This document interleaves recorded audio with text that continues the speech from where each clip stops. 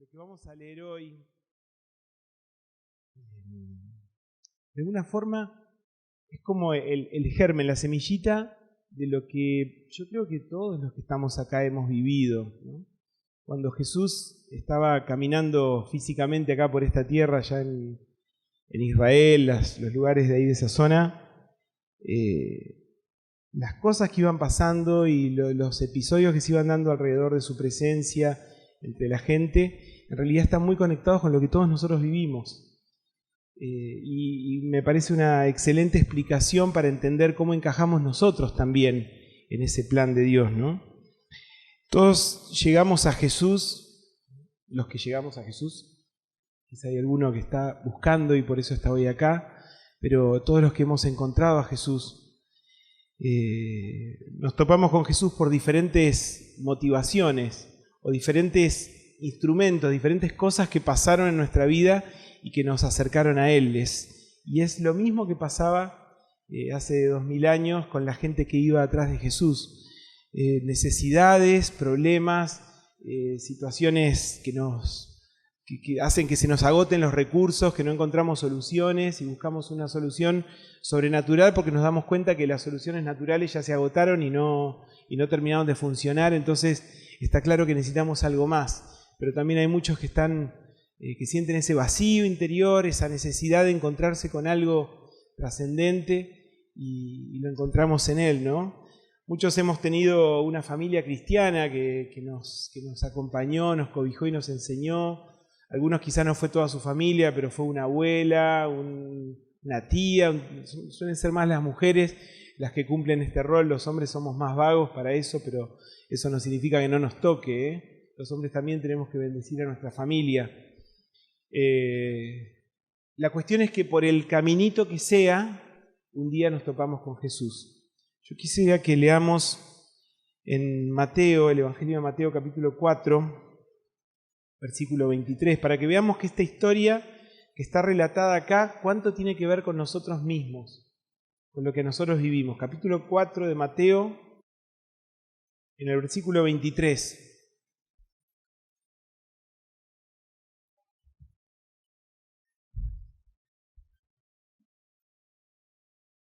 Esta historia que, como decimos, se ha repetido infinidad de veces desde Jesús hasta hoy y creemos que va a seguir siendo así.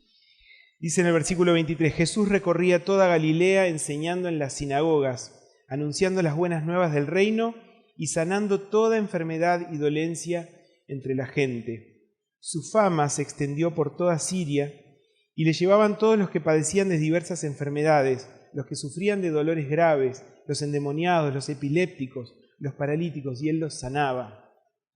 Los seguían grandes multitudes de Galilea, Decápolis, Jerusalén, Judea, de la región al otro lado del Jordán. Se había levantado fama al estilo de esa época, ¿no es cierto? No había redes sociales que amplificaran esa cosa de fama. ¿Y cómo se daba la fama? ¿Cómo llegaba la fama? Y por lo que cada uno contaba, mirá, parece que hay un hombre que hizo esto, mi tío fue y se sanó, no sé, cada uno iba contando lo que sabía y se iba aumentando la repercusión de lo que pasaba con Jesús, y el ruido que se hizo fue tan grande que lo seguían montones de personas, iban ahí donde estaba Jesús, se corría la bolilla que ahí estaba Jesús y todo el mundo se acercaba, algunos quizá por esa curiosidad, ¿no?, de a ver qué onda, y otros porque realmente sentían esa necesidad profunda de que algo pasara, sea un milagro de sanidad o algún otro tipo así de esas cosas más físicas, o sea ese vacío interior que nos hace buscarlo, ¿no? Pero la cuestión es que la gente se acercaba. El testimonio principal sigue siendo el mismo de hoy, el que cada uno podemos dar, y es más poderoso que el de las redes sociales. A veces confiamos mucho y le ponemos mucha responsabilidad a nuestro discurso en las redes sociales, pero en realidad lo más poderoso es lo que cada uno de nosotros pueda contar, ¿sí? Porque eso habla de una humildad y una vulnerabilidad ante las cosas que supera. Uno quisiera ser totalmente transparente quizá en las redes sociales, pero no lo somos del todo. Cada uno muestra, elige qué quiere mostrar de sí ahí. Entonces todos sabemos que lo que dice el otro en su Instagram puede ser un poquito truculento, ¿no? Pero cuando hablamos y le vemos la cara al otro que nos cuenta lo que le pasó, eso es muchísimo más poderoso, ¿no?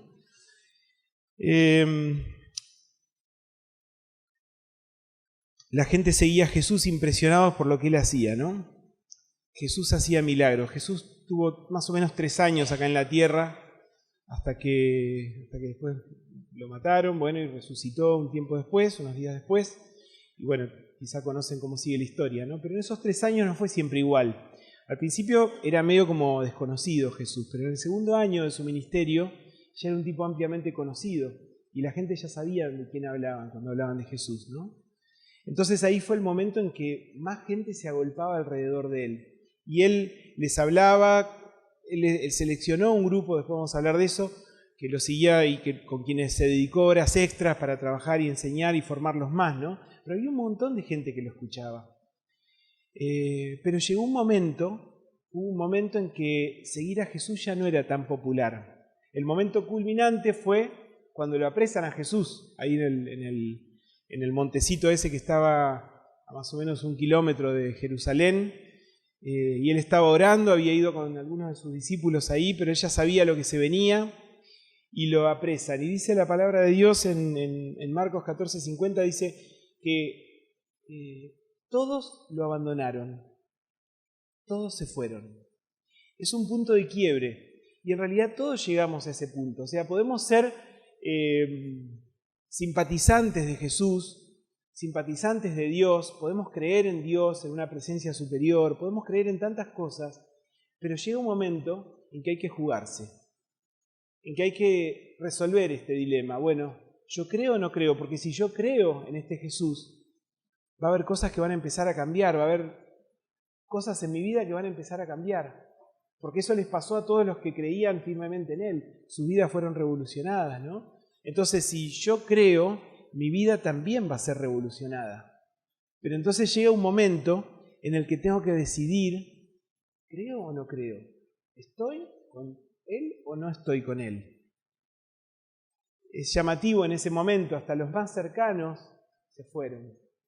Hasta Pedro, que era el que le dijo, yo nunca te voy a negar, a los 10 minutos lo estaba negando. O sea, fue para todos eso, todos pasaron por ese filtro y todos nosotros también pasamos y tenemos que pasar por ese filtro de la fe genuina. ¿Realmente crees? ¿Realmente esto que decís, que te copa, que está todo bien, es así en tu vida? Porque eso significa que va a haber cosas que van a empezar a cambiar.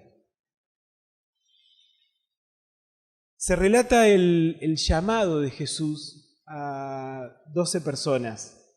Pero en realidad Jesús llamó más. Hubo muchos llamados de Jesús. No vamos a relatar ahora todo esto. Pero hubo muchos momentos en que Jesús llamaba. Y el llamado de Jesús era un llamado fuerte y era un llamado inhóspito, cruento, no sé cómo decirlo. No era un llamado alegre. Vengan, acá fluye la alegría, acá abundan recursos para todo el que quiera. No, era un llamado áspero. Era un llamado áspero, pero genuino. Y en algunos casos fueron como cosas muy puntuales, que fue y le dijo a uno, hey vos, seguime. Y esa persona, imagínate que de golpe alguien, que más o menos tenés una idea quién es, viene y te dice, vos, vení, ¿sabés qué necesito? Quiero que me sigas. Y vos estás pensando, pará, yo tenía que ir a cocinar, iba a buscar a los chicos a la escuela, ¿no? Y de golpe un llamado así que se interpone y te revoluciona internamente porque evidentemente hubo algo tan poderoso en estas personas que los movilizó de dentro porque sí dejaron muchas cosas para seguir este llamado. Pero en realidad fueron muchas las personas que fueron llamadas por Jesús. Vamos a mencionar algunos nada más como para tener una idea. ¿Se acuerdan de, quizás los que conocen un poquito la historia de los últimos episodios de Jesús acá, escucharon hablar de Nicodemo y de José de Arimatea? Fueron 2 hombres que eran dentro de la estructura religiosa, que convengamos que la estructura religiosa era la que le estaba serruchando el piso a Jesús. Ellos, siendo parte de esa estructura religiosa, no podían encajar lo que decían los otros de la estructura religiosa con el Jesús que ellos estaban viendo.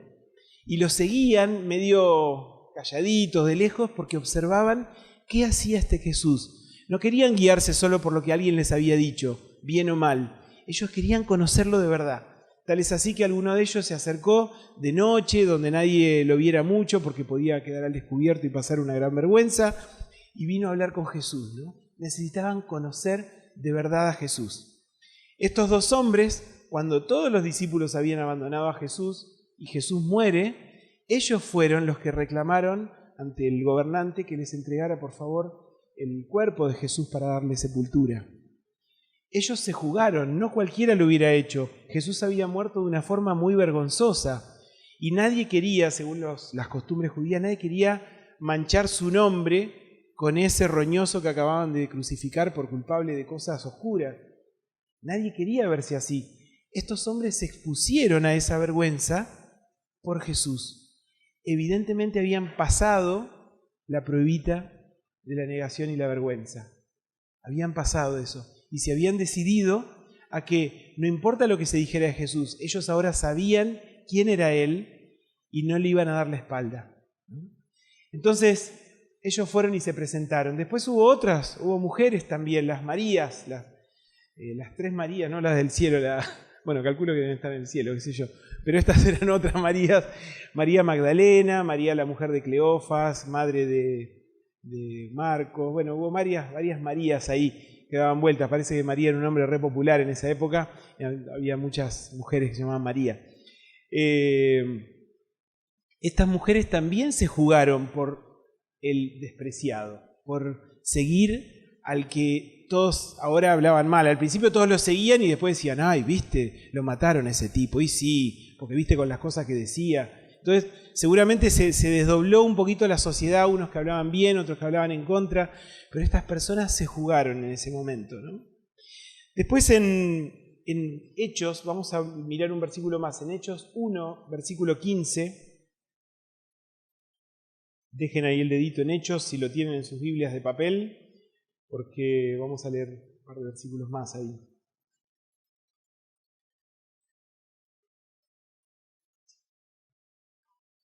Ese círculo de personas que seguían a Jesús y que ahora habían pasado por ese filtro de la vergüenza, parece que se iba ampliando. Dice,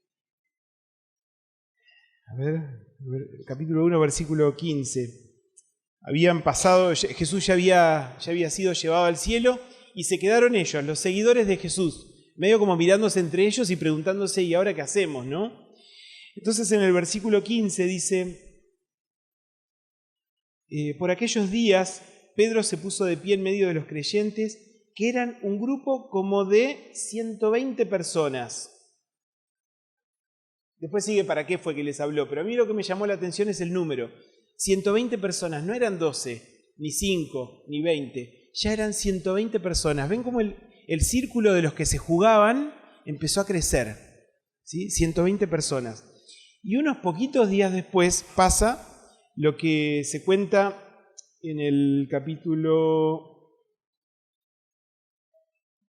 2, versículo 41, dice, así pues los que recibieron su mensaje y fueron bautizados, y aquel día se unieron a la iglesia unas 3.000 personas.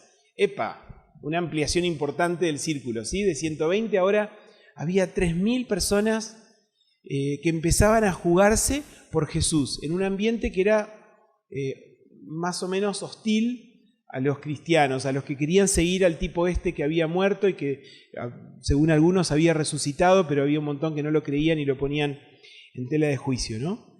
Entonces el círculo se iba agrandando, al punto que necesitaron gente más comprometida. Había un montón de gente que necesitaba formar parte de este pueblo, esta familia de Dios, pero se necesitaban personas que pusieran el cuerpo y el pecho y las manos y su tiempo para las necesidades organizativas que iba teniendo este grupo de personas, que ahora ya no era un grupo chiquito, era un grupo grande, es más o menos como una cuarta parte de Trevelin, caramba, no es tan grande Trevelin, pero 3.000 personas son 3.000 personas, no sé cuánta gente entra en el polideportivo si está lleno, pero me parece que 3.000 no entran. Así que 3.000 son una banda de gente, ¿no? Y no lo vamos a leer, pero en el capítulo 6, versículo 5 de Hechos, se menciona cómo se nombran diáconos, personas que ahora sí tenían que ponerle el cuerpo físicamente a las necesidades de este grupo de personas que no paraba de crecer, porque no es que fueron 3.000 personas y ahí pararon y dijeron, no, che, ya estamos bien, ya llenamos el polideportivo, no sigamos más. No, dice que todos los días se iba sumando nueva gente, se necesitaban más personas comprometidas, ¿sí? En Hechos capítulo 12 quiero destacar un versículo chiquito para ver un ejemplo de esto.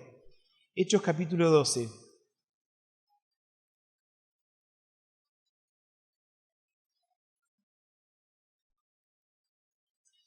En ese capítulo se relata la liberación del apóstol Pedro, que había sido encarcelado.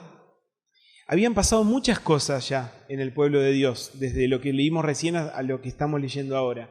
Una cosa que había sucedido muy poderosa fue que la estructura religiosa había cobrado mucho poder y habían decidido entrar con los tapones de punta a luchar contra esta secta de los seguidores de Jesús, y habían agarrado a uno que se llama Esteban. No este Esteban, no, era otro.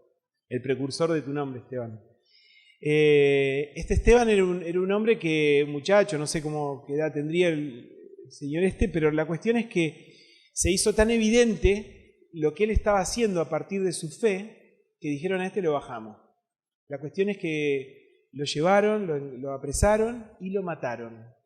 Y ese mismo día, después de la muerte de Esteban, que el resto de los cristianos y compañeros de fe de Esteban miraban desconcertados cómo acababan de matar a uno de los suyos, se desató una persecución, dice, y empezaron a buscar a todas ya ahora ya no importaba, ya no eran los hombres, eran las mujeres, los chicos, las familias enteras, los llevaban presos y con el alto riesgo de que los mataran como acababan de matar a uno, ¿no?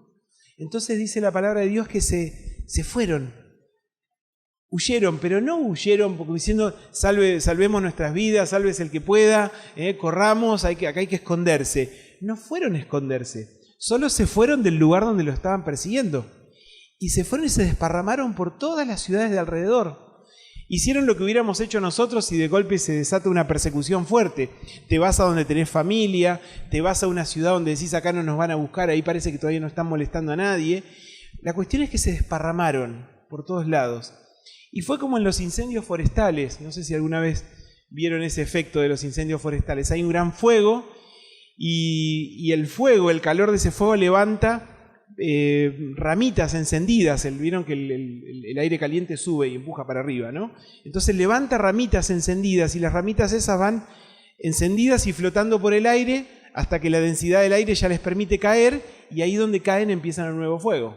Por eso es tan difícil controlar los incendios forestales, porque es un incendio que se autorreplica, genera nuevos crecimientos. Bueno, con la iglesia del Señor pasó exactamente lo mismo. Ahí donde volaron las ramitas, encendieron un nuevo fuego. La cuestión es que ahora había grupitos de creyentes por todas partes. Ya no estaban en Jerusalén como fue en ese momento primero, estaban por todas partes. En el capítulo 12 cuenta cómo Pedro había estado, digamos, por su testimonio público, lo habían llevado preso. Y cómo Dios lo libera de una forma milagrosa. La cuestión es que en un momento Pedro se ve libre. No vamos a entrar en los detalles del milagro de la liberación de Pedro. Yo quiero ver lo que pasa después. En el versículo 12 dice, cuando cayó en la cuenta de esto, de que estaba libre, fue a casa de María, la madre de Juan, apodado Marcos, donde muchas personas estaban reunidas orando. Fíjese que se menciona a una persona, una mujer, María, la madre de Marcos. La madre de Juan, perdón, apodado Marcos. ¿Saben quién era este Juan Marcos? Juan Marcos era el que después escribió el Evangelio de Marcos.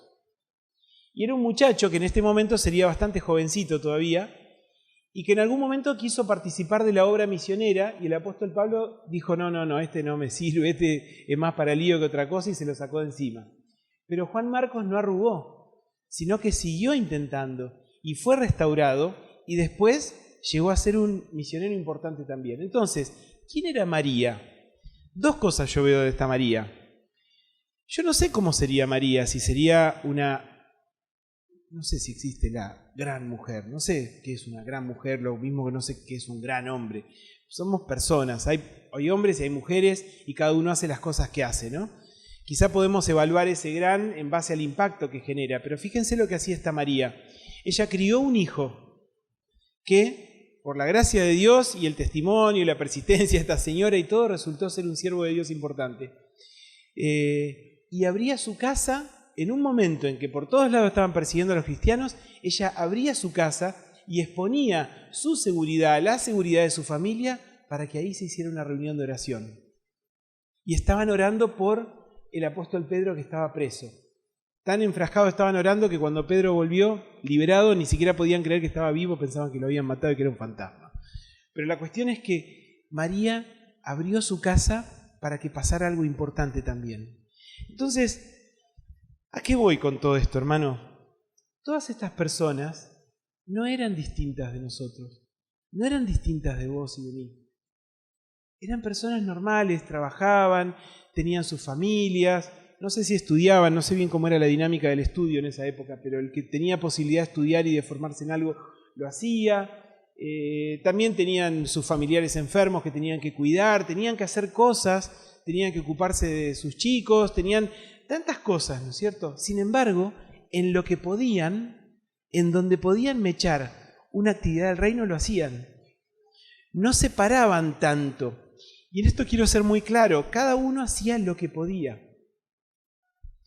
Yo no sé qué pasaba con el esposo de María, si capaz que no tenía esposo y por eso la mujer podía manejarse con mucha libertad, no tenía que andar negociando con nadie nada, o capaz que sí, no se lo menciona al esposo de ella. Bueno, sí, en una parte habla de Cleofas, no sé, no tenemos mucho relato de quién era Cleofas, pero la cuestión es que se la menciona a ella como un foco de bendición para otras personas también, ¿no? En lo que podía, ella colaboraba con el reino de Dios.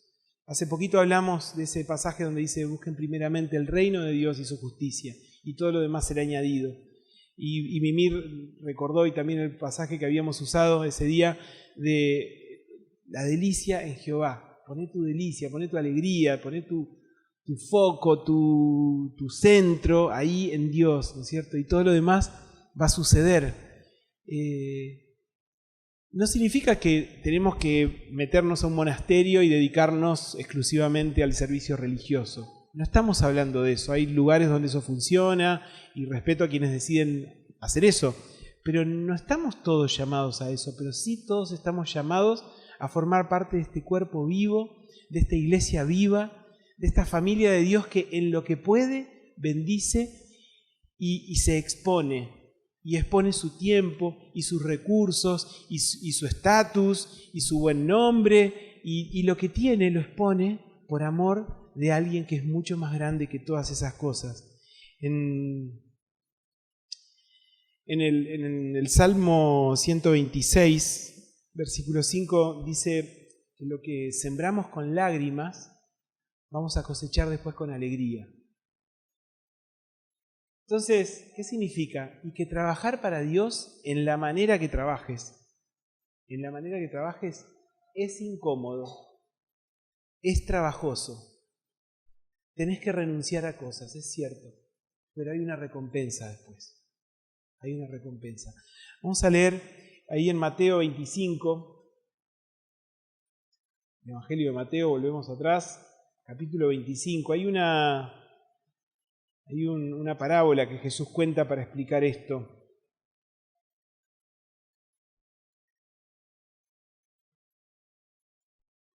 A ver, ¿estoy bien? Sí. Jesús está explicando de varias maneras distintas como figuras, imágenes para que entiendas un poquito más cómo funciona lo del reino de Dios, ¿no? Entonces, en el versículo 14 dice: el reino de los cielos será también como un hombre que al emprender un viaje llamó a sus siervos y les encargó sus bienes. A uno le dio 5.000 monedas de oro, a otro 2.000 y a otro solo 1.000, a cada uno según su capacidad. Luego se fue de viaje. El que había recibido las 5.000 fue enseguida y negoció con ellas y ganó otras 5.000. Asimismo, el que recibió 2.000 ganó otras 2.000, pero el que había recibido 1.000 fue, cavó un hoyo en la tierra y escondió el dinero de su señor. Después de mucho tiempo volvió el señor de aquellos siervos y arregló cuentas con ellos. El que había recibido las 5.000 monedas llegó con las otras 5.000. Señor, dijo, usted me encargó 5.000 monedas. Mire, he ganado otras 5.000.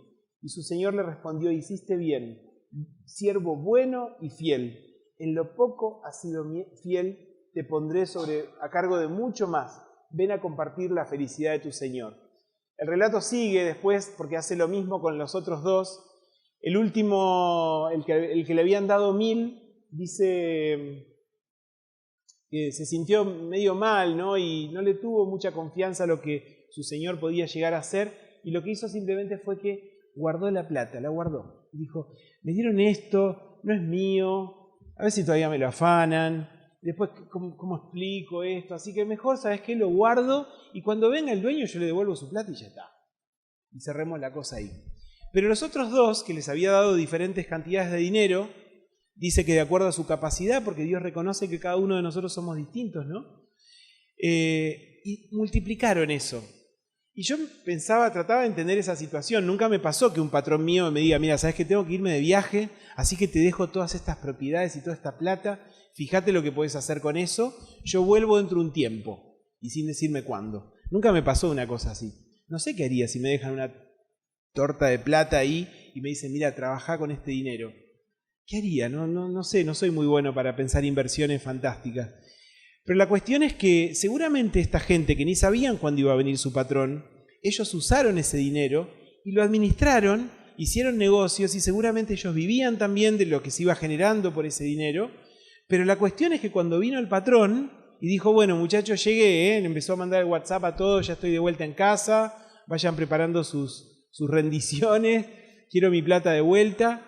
Entonces, cada uno agarró y hizo su resumen y le llevó al patrón, ¿no es cierto? Habían vivido y habían generado una ganancia. Menos el último, que no generó ninguna ganancia. Y la promesa de Dios, primero Dios le dice, digo Dios porque Jesús después lo aclara esto y dice, el que les repartió la plata representa a Dios, y esto queda bastante claro, esa es la figura. El que nos da de sus bienes, de sus posibilidades, es Dios. Las cosas que tenés en tus manos, tus recursos, todos los recursos que tenés, que tengo, que tenemos todos, son los bienes de Dios, son lo que Dios te da para administrar, tu tiempo, tu dinero, tu familia, tu casa si tenés casa, tu auto si tenés auto, tu bicicleta, tu ropa. Son cosas que Dios te da para que las uses y las administres con sabiduría para Él, ¿no? Él nos da todo eso y espera de nosotros la inteligencia de obrar sabiamente con eso. Y que después cuando Él diga, a ver, ¿qué hiciste? Que podamos mostrarle, Señor, mira, acá está mi vida. Viví, pero no me gasté todo para mí.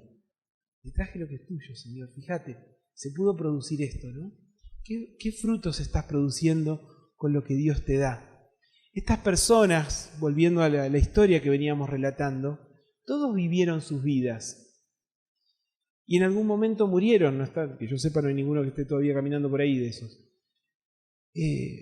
Pero pudieron mostrarle al Señor, Señor, esto hice con mi vida, con lo que me diste, con mis años, con mi tiempo, con mi fuerza, con mis recursos. Esto es lo que yo hice, Señor.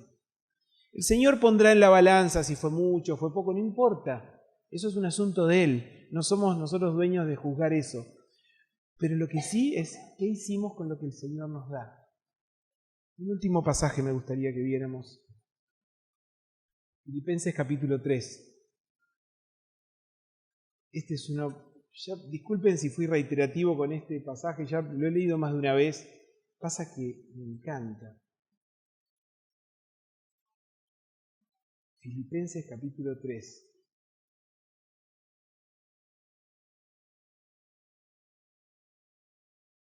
En el versículo 12...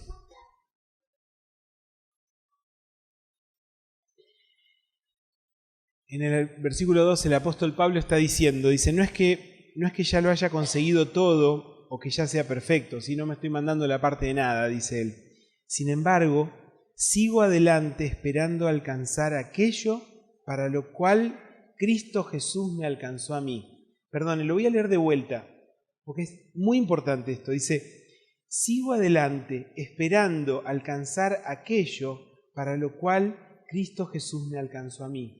Hermanos, no pienso que yo mismo lo haya logrado ya, más bien una cosa hago, olvidando lo que queda atrás y esforzándome por alcanzar lo que está delante. Sigo avanzando hacia la meta para ganar el premio que Dios ofrece mediante su llamamiento celestial en Cristo Jesús.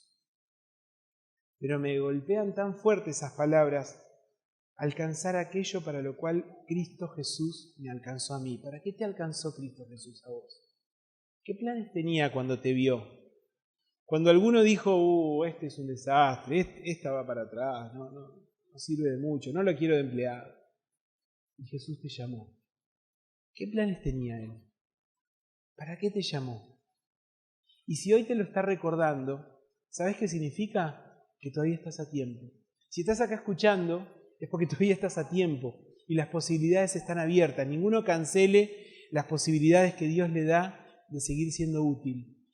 Pero tal como nuestros hermanos de hace 2000 años y todos los que estuvieron en el medio, porque nosotros somos fruto de una larga lista de personas que conocieron a Jesús, ¿sí?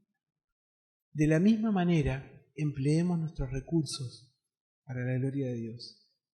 ¿Y para qué te da Dios lo que te da? ¿Para que te engordes? ¿Para que te llenes? ¿Para que la pases bomba? ¿Para que seas feliz? La felicidad en los hijos de Dios es algo inherente. Hoy leía a Mimí, pon tu delicia en Jehová y Él concederá los deseos de tu corazón. O sea, suena prometedor, suena bueno eso, ¿no? Parece, pon tu delicia en Jehová y prepárate porque te llueven piedrazos. No dijo eso, ¿no? O sea, la promesa es algo, suena agradable, suena que Dios va a hacer cosas buenas en nosotros, ¿no? Entonces, si Dios tiene esos planes para nosotros, eso va a ocurrir. Pero eso no significa que entramos en un largo periodo de vacaciones, 5 estrellas, echados ahí, como a mí me gusta, en la playa, al sol. No, capaz que cada tanto se dé, pero no va a ser lo más común. Pero en el medio de todo eso, Dios puede usar nuestras vidas para bendecir un montón de gente. Ustedes saben que muchos de esos que se mencionan en la Biblia murieron de formas fuertes, formas, diríamos, trágicas, pero no fueron trágicas. Sus vidas rindieron y fueron la semilla que produjo vida en otras personas. Entonces, si Dios nos llamó y hizo todo lo que hizo para que estemos en su reino, y nos dio de sus bienes, y nos dio todo lo que tenemos para que hagamos algo bueno, hermanos, no nos traemos todo. Estás autorizado, estoy autorizado a disfrutar de las cosas que Dios me da, pero no es todo para mí. No es todo para que yo la pase bien y me quiero asegurar de yo estar bien y los demás, qué sé yo, cada uno que luche por lo suyo, ¿viste? Porque a mí nadie me regaló nada. Sí, Dios te dio la vida eterna, gratis.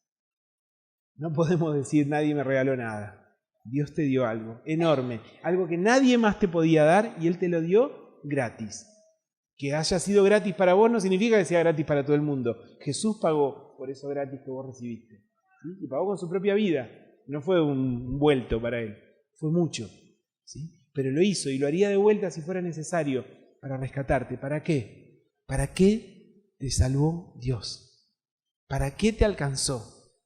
¿Para qué te trajo a su familia y te dio un lugar en su casa? Y no es que Dios dice, bueno, viejo, mirá que ya te salvé, me costaste bastante caro, tuve que matar a mi hijo Jesús por vos, así que poniendo estaba la ganza. No es una cuestión de pago, es una cuestión de propósitos, ¿sí? Y ese propósito no es algo, el propósito es ser un cantante famoso. ¿Qué sé yo? Yo ya perdí ese tren hace rato, ¿no? Canto horrible ahora. Antes cantaba bastante bien, ¿saben? Pero ya no, ya pasó ese tiempo para mí, soy un desastre ahora. ¿De qué manera yo voy a bendecir a otros? ¿De qué maneras sencillas voy a bendecir a otros? ¿Hasta dónde me lleva mi humildad en poder servir a los demás? ¿Qué es lo que yo ni loco haría por servir a otros? No, eso que lo haga otro. El que sienta el llamado para eso, que lo haga.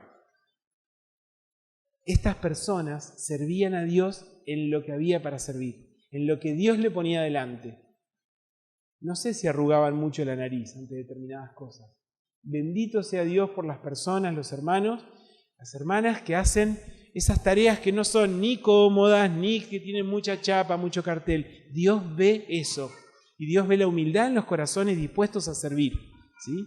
Entonces, hermano, hermana, el llamado de Dios para vos hoy, para mí, para toda su familia es: no te duermas, no te quedes, no te pongas demasiado pancho y relajado. Tenés un lugar, pero ese lugar no lo vas a descubrir hasta que no metas la mano en el balde, hasta que no metas la mano en lo que hay para hacer. Ahí se empieza a revelar de qué estás hecho y qué sos capaz de hacer. Y ahí es Dios que te está viendo si sos fiel en esas poquitas cosas, en esas cosas que para muchos puedan ser considerados poca cosa. Eso es lo que te habilita a que Dios te ponga en situaciones de mayor responsabilidad. Y no sé si hay algún relustre, algún brillo extra en esas cosas, no importa, pero sí de mayor responsabilidad y mayor servicio. Pero se empieza por las cosas humildes, por las cosas sencillitas, las que nadie quiere hacer. ¿Cuántos se anotan para hacer lo que nadie quiere hacer? ¿Cuántos se anotan para hacer lo que es incómodo? Lo que, justo el domingo a la tarde, justo el sábado, es mi día. ¿Cuál es tu día? ¿Cuál es el día del Señor? ¿De quién sos vos? ¿De quién soy yo? Si Cristo nos alcanzó.